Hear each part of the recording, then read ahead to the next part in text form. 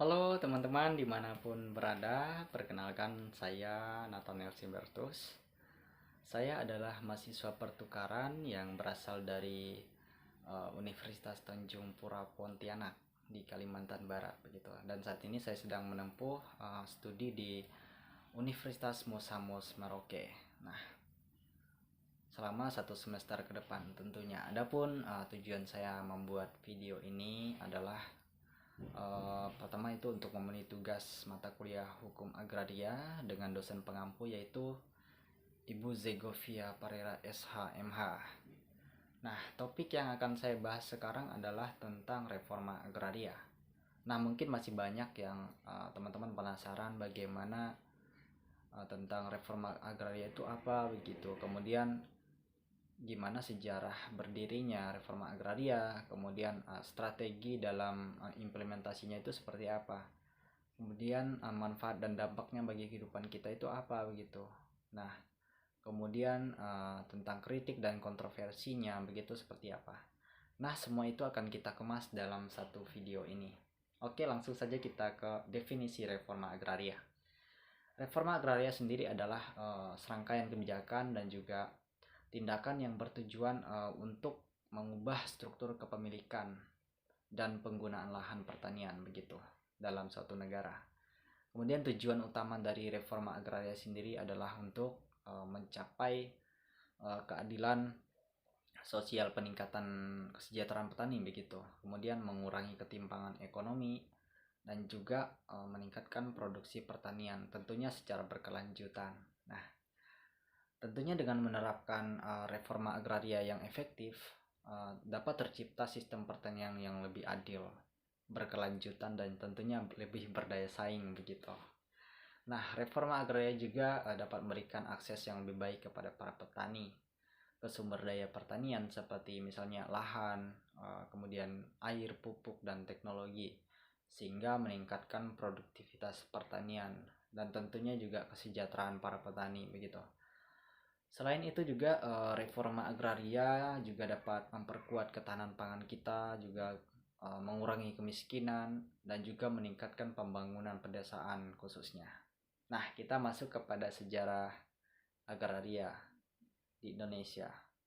Pada masa kolonial Belanda, sistem tanah kita itu di Indonesia itu masih didasarkan pada penguasaan oleh kaum kolonial Belanda begitu.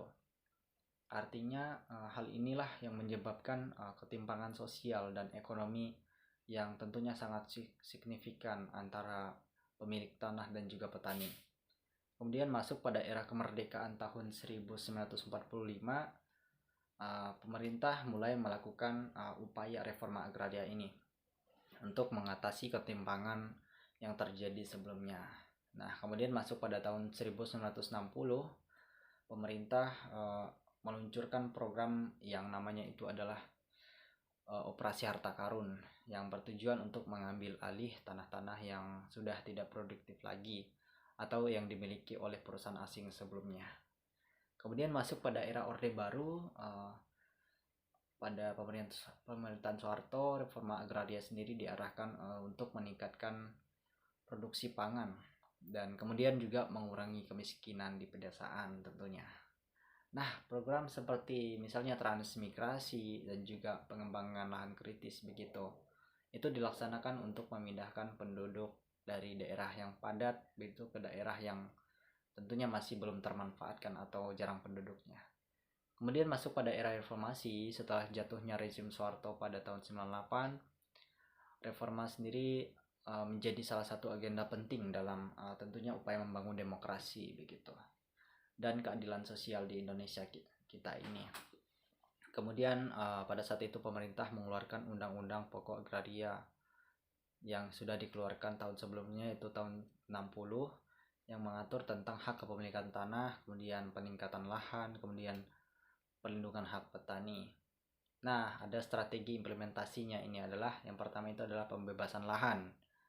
Metode ini melibatkan pengambilan lahan yang tidak produktif lagi atau yang dimiliki oleh pemilik yang tidak memanfaatkannya lagi. Nah, lahan tersebutlah kemudian dialokasikan kepada petani yang lebih mampu mengelolanya begitu. Nah, kemudian strategi yang kedua itu adalah ada yang namanya pemisahan lahan. Strategi ini melibatkan pembagian lahan yang luas kepada petani kecil atau kelompok petani. Hal ini tentunya bertujuan untuk mengurangi ketimpangan.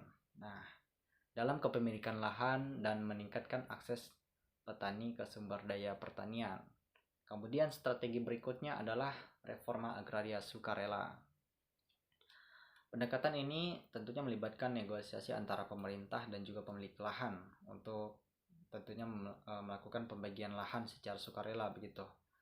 Pemilik lahan yang setuju akan mendapatkan yang namanya kompensasi yang adil.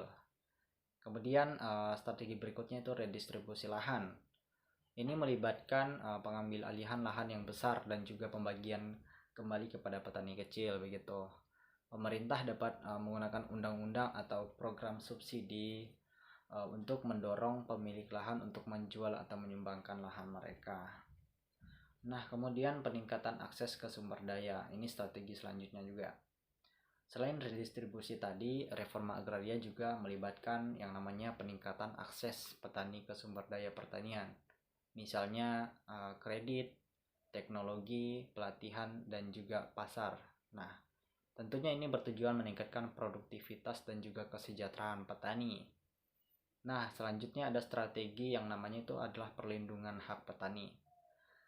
Nah, ini melibatkan perlindungan hak petani termasuk hak atas lahan, kemudian hak menyimpan hasil panen, dan juga hak untuk berorganisasi. Nah, ini penting untuk menghindari yang pertama itu adalah tentunya eksploitasi petani oleh pihak lain atau pihak asing begitu. Nah, kita masuk kepada dampak reforma agraria dalam kehidupan. Dari segi sosial, yaitu peningkatan akses dan kepemilikan lahan bagi para petani kecil dan juga masyarakat miskin. Nah, tentunya mengurangi kesenjangan sosial dan meningkatkan kesejahteraan. Nah, peningkatan partisipasi petani dalam tentunya pengambilan keputusan terkait pertanian dan juga penggunaan lahan yang dapat meningkatkan pemberdayaan mereka begitu. Kemudian selanjutnya itu dapat meningkatkan keadilan gender dengan memberikan akses yang lebih baik bagi perempuan dalam kepemilikan dan tentunya penggunaan lahan begitu. Nah, dari segi ekonomi dampaknya yaitu juga dapat meningkatkan produksi pertanian dan ketahanan pangan melalui redistribusi lahan kepada petani yang lebih produktif begitu.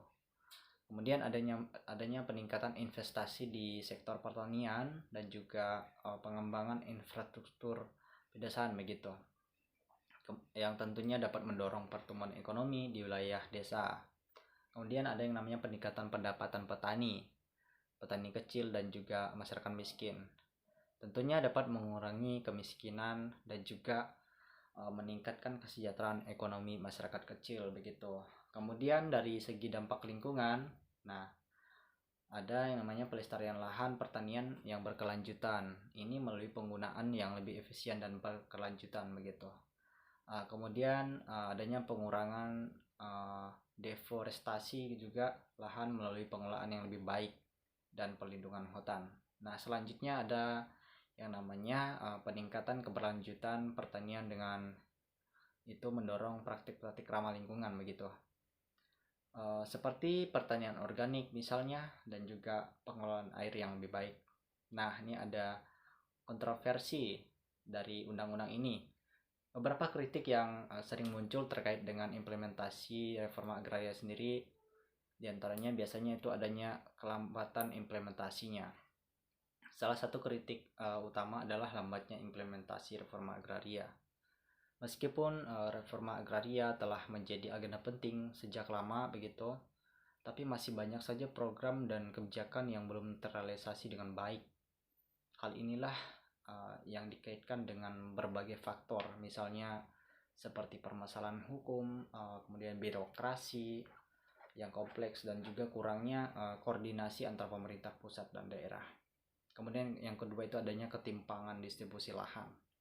Nah, kritik lainnya adalah ketimpangan distribusi lahan yang masih terjadi di Indonesia. masih ada sejumlah besar lahan yang dikendalikan oleh segelintir pemilik tanah, sementara sebagian besar petani kecil memiliki bisa dikatakan akses yang terbatas terhadap lahan yang produktif itu.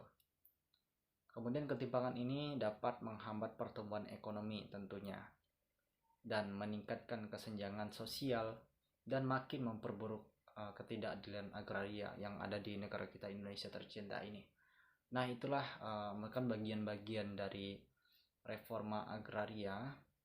Baik, tadi kita mulai pembahasan mulai dari definisi, kemudian sejarahnya, strategi implementasinya, kemudian manfaatnya dalam kehidupan kita, mulai dari segi yang pertama itu adalah segi sosial, kemudian ekonomi dan juga lingkungan. Nah, yang terakhir tadi kita membahas tentang kontroversi di masyarakat. Semoga video ini dapat memberi manfaat wawasan bagi siapapun yang menontonnya, dan tentunya menjadi penambah ilmu bagi kita semua. Saya Nathaniel Sibertus, terima kasih telah menonton.